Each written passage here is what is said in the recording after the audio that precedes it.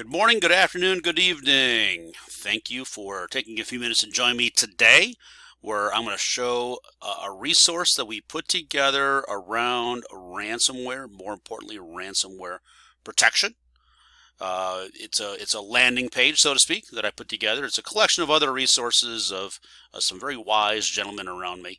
I'd encourage you to go out to randylee.com at your earliest convenience, RANDYLEE.com. Click on the miscellaneous menu and then select ransomware. And here is the landing page that I made reference to. So a lot of content on here. I tried to keep everything as brief as possible and valuable, provide some direct information you can use as you talk to your leadership teams or your users, right, about the impact or the potential impact of ransomware. Scary statistic at the top. On average, there's a ransomware attack every 11 seconds, with 51% of victims paying the ransom at an average of $200,000 per attack. That's a $20 billion industry. Very concerning. You can see why it's on the rise, and why it's very profitable for people that, well, are not so pleasant in this world. The source is there. If you want to click on that, I have some information about ransomware. It's no longer a matter of if, but a matter of when. You may have been attacked and just haven't known it yet, right? Which is good. Although I'd encourage you to be as aware as possible. There's some links on this website to asymmetric encryption methods if you really want to get into the nuts and bolts, right, of what ransomware is all about, including a quick 6-minute read on what ransomware is. So some examples: Bad Rabbit, drive-by attack from a few years ago, where the request was disguised as an Adobe Flash install. Interesting, pretty sneaky. So it's out there, right? And they're becoming more and more sneaky in how they do things, right? You look at Maze, look at Revel, look at Tycoon and NetWalker. So information here from the Department of Homeland Security. Some information here about how people get ransomware. The most common way, or a very common way, is through malicious spam or mal spam, right? It's unsolicited email, right? How often you get email and how often you just click through it thinking that it's valid, right? Why wouldn't it be, right? Well, there's not so good reasons why it may not be. Trend Micro, right? They're showing an increase in malware. You really want to be aware as we get more of the deep fake technology, and that continues to advance.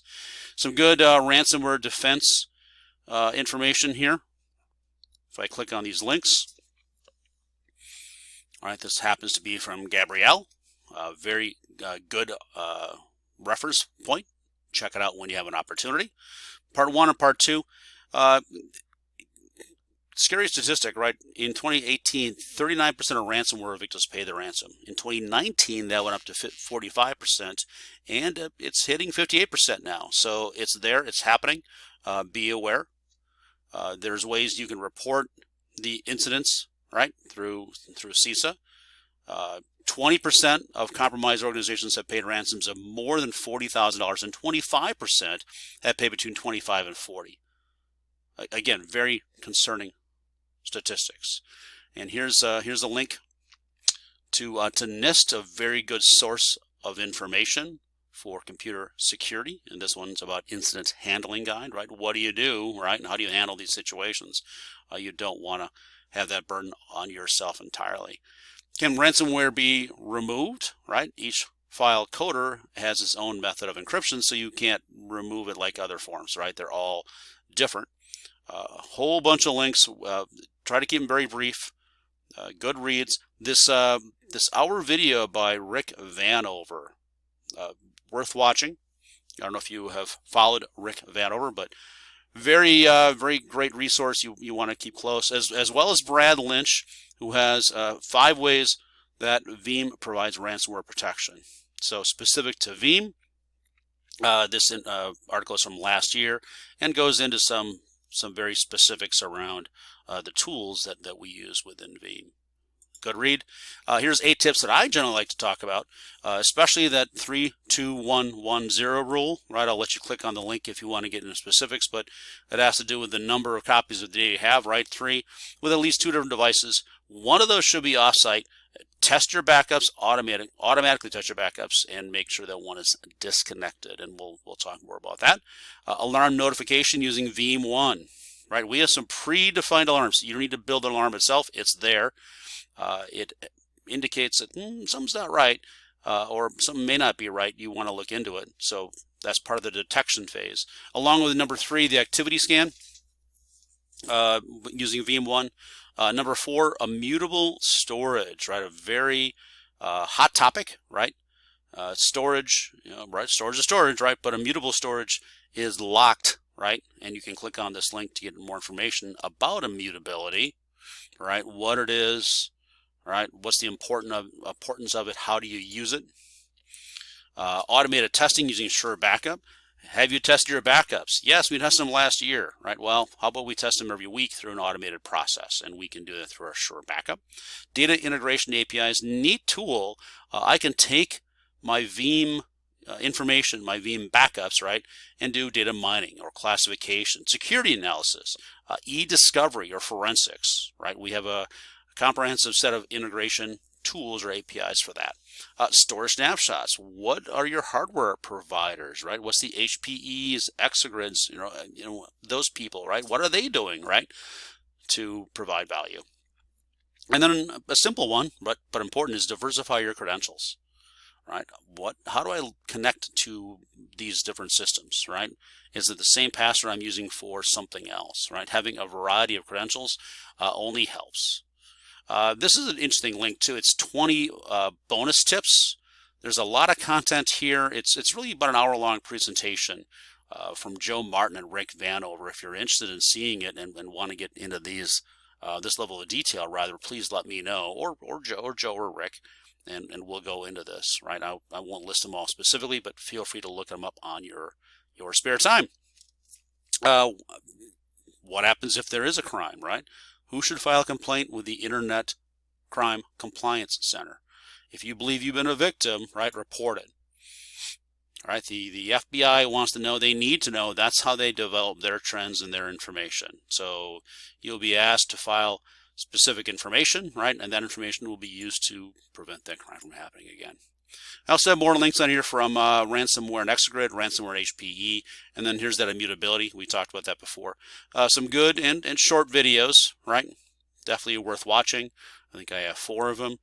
Some content around malware detection and machine learning, right? And here's that data integration again, how to get started. Neat concept, a neat idea. That you have the data, right? It's on your landing space. Why not use it for purposes other than waiting for a restore? There's more things you can do with it. A couple more links. So the 2 types of ransomware I like to talk about are the locker ransomware and the crypto ransomware, right? Locker ransomware. I've gotten into your system. I've taken the keys to your kingdom, right? And I've locked you out, and you need to contact me, right, the hacker, to regain access to your systems. Now, what am I going to do, right? So that's one form of ransomware. Another form is crypto ransomware, a little more common, right? I'm going to take the data. Maybe I'm going to seal the data, right? Maybe I'm going to change the data, right? Encrypt the data until you choose to pay the ransom, right? Nasty stuff. They're both very nasty. Some of the following symptoms, right? We don't always know, right, if we've been hit by ransomware or if it's in our system, but there are some telltale signs. For example, steady, non-bursts, right, increase in workload for a volume. What's happening? What's different today than yesterday? What's the trend that we see? Why is it very busy all of a sudden, right? Why is that workload 50% read and 50% write? That's not a common workload. A lot of times we see, all writes little reads, or a lot of reads and little writes. So there's a pattern to workloads. But if you see 50-50 and you see that sustained, maybe something's going on, right? And we have tools, right, that help identify that. Or telltale sign, right? 0% compression and 0% deduplication. Can you compress or dedupe encrypted data? No, right? Because it's encrypted. I don't have those mechanisms in place because all the data has been scrambled. So a couple interesting signs. Attacker stages, right? Something has entered our system, right? That's stage 0, all the way up to administrative control, where attackers have identified new means of entry, right? And in the middle, we have different stages of I have limited access, I can read your data, or my goodness, right? Stage 3, I can write and alter that data. That's what we oftentimes see with cryptoware, right? Very important. But this helps identify kind of where I'm at, and clearly we want to try to avoid content from coming in, right? But once that's happened, right, where are we at with these different stages? Education, right? Letting your users know. If you asked an average user if something is ransomware, right? These things are very tricky. It's very hard to tell, right? That's where applications like Know Before will help educate your users, right? By simulating an attack. Did you know that that issue or the link you just clicked on was potentially dangerous? No, I didn't, right? I'll know next time. And how do you warn? Right, I got this from Spiceworks. It's a sample email, right? How do you warn your emails about ransomware? How do you continually remind them, hey, this is a potentially dangerous thing? Data is important. Data is critical to your organization, right? So here's a sample letter that I got courtesy of Spiceworks. So a lot of good content here. There's also a link to governance. I'll let you look at that in your spare time or your free time. And then there's additional information, right? The ransomware prevention kit. 3 strategies, essential guide. There's a number of links. These are the ones I found that have been very useful, including some content from the Veeam Animal, right? You may be familiar with the Veeam Animal content. Thank you for your time. By all means, if this is something you want to find out more about, please reach out to your partner.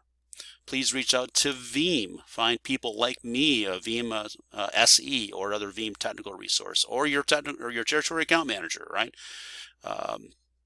Happy to help.